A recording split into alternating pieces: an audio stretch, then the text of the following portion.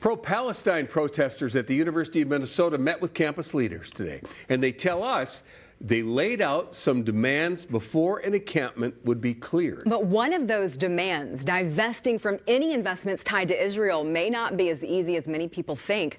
Richard Reeve joins us live from campus to explain why. Rich. Well, Lindsay, as you can see and perhaps hear, that encampment is still here. There was a lot of talk it would be cleared at about 5 o'clock this evening. That did not happen, although some students here are leaving. Now, today, we heard a lot about the word divestment, so we decided to take a deep dive into exactly what that is. It's the third night for this pro-Palestinian encampment, and organizers say they're not going anywhere. The plan is to stay until we get some sort of resolution from the Board of Regents. For these student protesters, one big demand is that the U divest from companies with ties to Israel or the war in Gaza.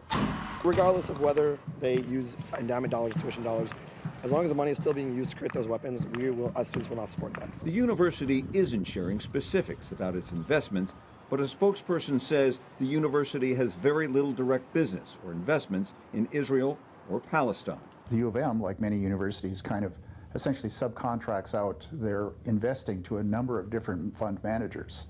Dave Vang from the University of St. Thomas says typically college endowments are invested in huge financial portfolios, outsourced to a third party. If they have excess funds, they frequently park it into something that's like an index fund, like an S&P 500 fund that has 500 stocks in it. Vang says tracking down a specific stock or company with ties to Israel would be difficult, with no simple list to look through. Impossible task? Nothing's impossible if you throw enough money on it, if you're willing to sacrifice enough of a return to go through all the expenses and the accounting to make that happen.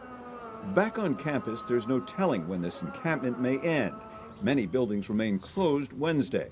But on this graduation week, a reassuring note from the interim president, saying ceremonies will go forward Saturday. As long as they respect everybody around them and the things around them and the property, I don't have an issue with it, because I would appreciate those same rights to not be impeded on. Now, a university spokesperson says that long-term investments by the school don't typically involve tuition, but instead endowment dollars and other sources. Now, we've got to note, just a short time ago, apparently there is a scheduled meeting tomorrow morning between the interim president, Jewish students, and members of the Jewish Relation Community Council. The Community Council says it concerns and is to address what they say is anti-Semitism against some students on campus and bias against Jewish and Israeli students. Reporting live, Richard Reeve, 5 Eyewitness News.